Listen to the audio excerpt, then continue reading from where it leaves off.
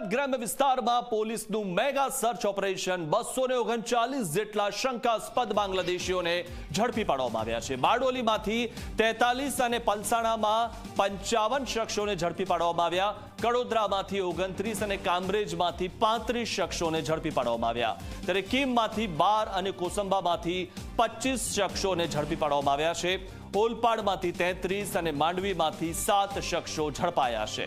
LCB અને SOG પોલીસનું આ મેગા સર્ચ ઓપરેશન ચાલી રહ્યું છે અને હવે વીણીને બાંગ્લાદેશીઓને શોધવામાં આવી રહ્યા છે। ઓલપાડમાંથી 33 અને માંડવીમાંથી 7 શખ્સો ઝડપાયા છે। કીમમાંથી 12 અને કોસંબામાંથી 25 શખ્સોને ઝડપી પાડવામાં આવે છે। સુરત ગ્રામ્ય વિસ્તારમાં પોલીસે મેગા સર્ચ ઓપરેશન ચાલુ કર્યું છે।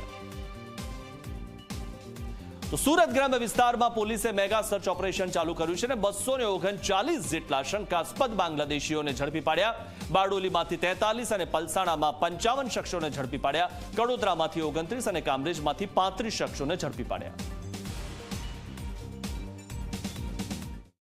239 જેટલા શંકાસ્પદ ઈસમો, જેમાં પુરુષ છે, મહિલાઓ છે, એ તમામને ડિટેન કરી અને એમની સઘન પૂછપરછ સુરત ગ્રામ્ય પોલીસ દ્વારા કરવામાં આવી રહેલી છે।